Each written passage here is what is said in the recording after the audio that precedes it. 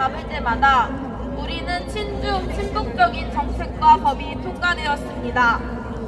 김대중 때는 시장 개방을 명분으로 오직 중국인에게만 제주도를 단체 관광객 명분으로 비자 없이 입국할 수 있는 특혜를 주었습니다. 물론 4년 뒤부터는 모든 외국인에게 확대되긴 하였지만 이 제도로 인해 체류할 외국인을 합법적으로 감시, 등록하고 위험한 범죄자를 퇴출시킬 수 있는 안정장치가 무너졌음은 틀림없습니다. 노무현 때는 어땠습니까? 서해 NLL의 정당성을 사전에 집요하게 부정하고 평화수역과 공동어로구역 설치와 같은 자발적 무력화 방안을 마련한 다음 반국가단체의 숙에 김정일과 합세하여 쐐기를 박아 대한민국의 항적한 죄를 범하였습니다. 또한 노무현은 서해 북한 국방 한계선 문제를 포함한 남북 관계 및 한반도 정세 등과 이런 것들이 내용이 있는 관계부처 종합보고서 국가기밀문서를 반국가단체 숙의 김정일에게 바칠 의사를 표하고 배석한 대남비서 통일전선부장 김양건에게 넘겼습니다.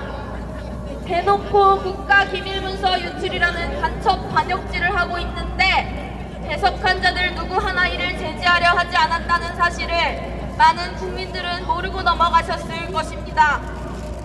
김대중과 노무현은 우리가 아주 어렸을 시절의 대통령이기에 그들에 대해 잘 모를 수 있다고 쳐도 가장 가까운 민주당 출신 대통령 문재인은 또 어땠습니까? 김정은에게 국가기밀이 담긴 USB를 넘겼고 중국에는 사드 미사일 레이더 등 군사 기밀을 넘겼습니다. 원자력 발전소를 불법으로 폐쇄하고 태양광 발전을 명목으로 중국에 100조 원이 넘는 돈을 바쳤습니다. 2020년 1월 보안 업무 규정을 개정하여 입국하기 위한 사증 등 발급의 신원 조회를 삭제해서 간첩들이 들어오기 쉽게 만들었습니다. 2020년 12월 공공기관의 임원을 신원 조사 대상에서 삭제하여 간첩이나 중국인들이 핵심 기관 기밀을 빼가게 길을 터줬습니다.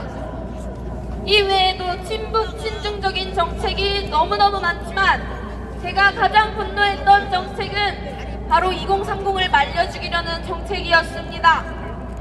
최저임금을 급등시켜 일자리를 없앴고 이에 따라 물가는 폭등했습니다. 페미니스트를 주장하며 남녀를 갈라쳤습니다. 청년 연장으로 양질의 일자리를 청년층에게서 빼앗아갔습니다. 결혼할 수 있는 능력자들에게 지원하기 위해 결혼을 못하는 청년들에게서 세금을 뜯어냈습니다. 또한 당시 거대 여당과 합작하여 화교 친화적인 법들을 쏟아냈습니다. 좌파들은 말합니다. 화교 친화적인 법이 아니라 다문화라고. 우리나라 다문화 인구 중 80% 이상이 중국인인데 다문화라고 하는, 화교라고 하는 그 대상이 변하겠습니까?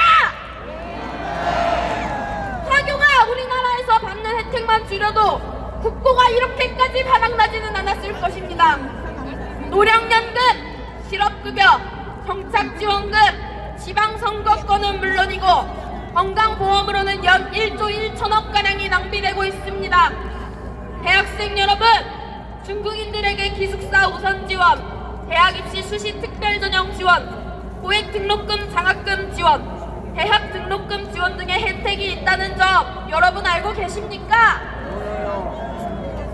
2030 여러분, 중국인 대출 시 이자 감면 혜택, 외환 송금 시 수수료 감면 혜택, 은행 예금 우대금리 대상자, 공공임대주택 배정 시 우선순위, 공무원 선발 시 다문화 특별전형 지원, 휴대폰 통신비 지원, 운전면허 취득 시 모든 비용 지원, 국내 자격증 취득 시 재반 비용 지원, 가공경부암 예방 접종 비용이 지원되며 1가구 다주택 제한을 두지 않고 양도소득세, 취득세, 등록세가 모두 감면되는 혜택을 받아가고 있다는 사실 알고 계셨습니까?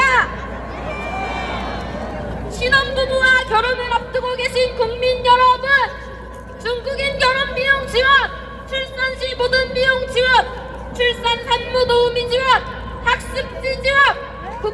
어린이집 우선 배정, 육아 보조금을 지원받고 있다는 사실 알고 계셨습니까? 최근에는 불법 치료자의 자녀가 한국 국적을 얻도록 해주는 거지 같은 이민법마저 통과되었다는 사실은 혹시 알고 계셨습니까?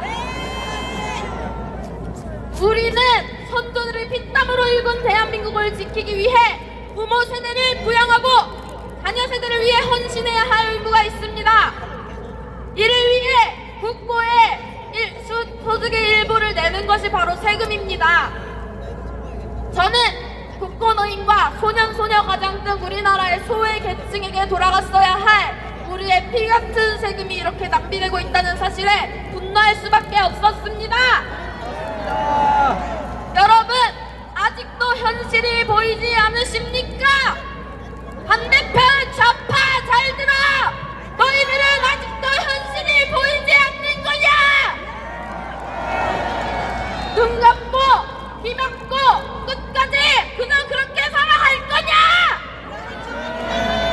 여기저기 진실을 알리는 사람이 이렇게나 많은데 귀찮다, 난 그런 거 모른다, 정치는 머리 아프다, 이런 소리 멈추고 눈 열고 귀 열고 좀 들으십시오.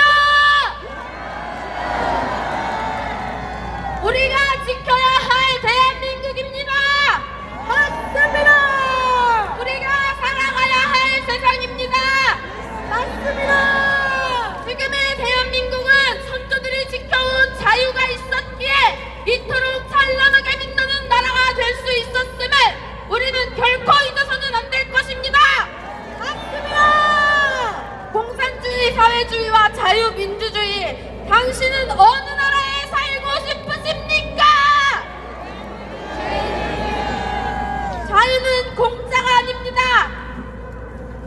자유는 공짜가 아니라는 점을 절대 잊어서는 안 됩니다. 우리의 자유를 지키기 위해 비상식적인 탄핵 농단에 맞서 싸워야 합니다. 대한민국의 현재이며 미래인 여러분,